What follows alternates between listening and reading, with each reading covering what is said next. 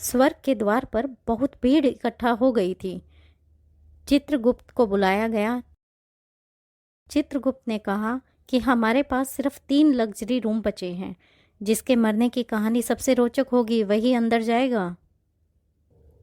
पहला आदमी, वह मोटा और अधेड़ उम्र का था, सूट बूट पहने हुए था। चित्रगुप्त ने पूछा, तुम कैसे मरे? मैं एक बिजनेसमैन हूँ। मैंने पिछले साल ही एक खूबसूरत और जवान लड़की से शादी की। मैं दिन रात मेहनत करके पैसा कमाता हूँ। मुझे शक था कि मेरी पत्नी अपने बॉयफ्रेंड के साथ चक्कर चला रही है। मेरा अपार्टमेंट 10 मंजिल का है और मैं 5वीं मंजिल पे रहता हूँ। आज सुबह मैंने एक आदमी को मेरे घर पर आते देख लिया।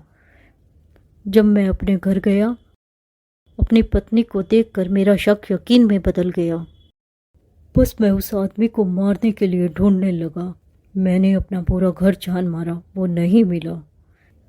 तभी मैंने देखा कि वो अंडरवियर में मेरी बालकनी की रोलिंग से लटका हुआ है।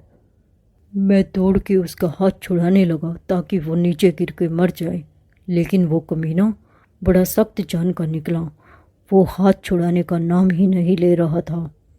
फिर मैं दौड़कर एक हथौड़ी लाया और उसके हाथ पे मारने लगा। इस बार उसका हाथ छूट गया।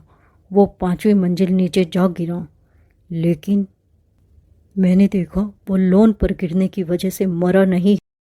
मैं दौड़ के गया और फ्रिज उठा लाया, फिर उसके ऊपर फेंक दिया।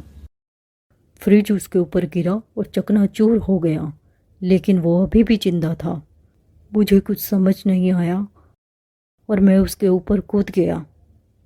पता नहीं फिर क्या हुआ, मैं तो मर कर यहाँ आ गया। फिर चित्रगुप्त ने कहा, तुम्हारी कहानी अच्छी है, अंदर आ जाओ। फिर दूसरा आदमी जो जवान और गठीला था वो आया। वो सिर्फ अंडरवियर में था। चित्रगुप्त ने पूछा, तुम कैसे मरे? मैं एक स्पोर्ट मैन हूँ। मेरा अपार्टमेंट 10 मंजिल का है और मैं 10वीं मंजिल पर रहता हूँ। आज सुबह जब मैं बालकनी में कसरत कर रहा था तो किसी तरह मैं नीचे गिर गया।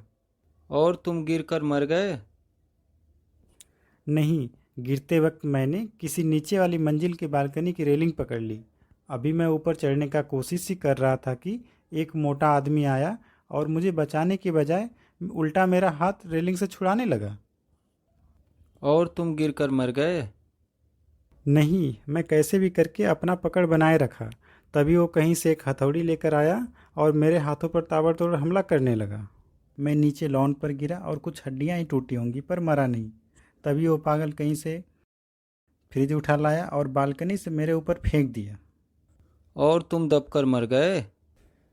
नहीं, मैं फिर भी जिंदा था। तभी मोटे आदमी को क्या सूझा, वो खुद मेरे ऊपर कूद गया। और तुम मर गए? हाँ, मैं तो मर गया, लेकिन वो मोटा आदमी भी नहीं बचा होगा। तुम्हारी कहानी इंटरेस्टिंग है, अंदर आ जाओ। दोनों की कहानी सुनकर चित्रगुप्त को बड़ा मजा आया। अब बारी थी तीसरे आदमी की, जो जवान और हल्का फुल्का था। वो वहीं खड़ा होकर सारी बातें ध्यान से सुन रहा था। तुम कैसे मरे?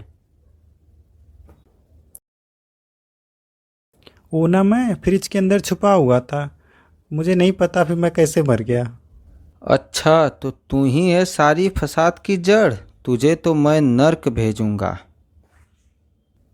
गुस्से में लिया गया फैसला अक्सर गलत साबित होता है और बुरे काम का परिणाम हमेशा बुरा ही होता है।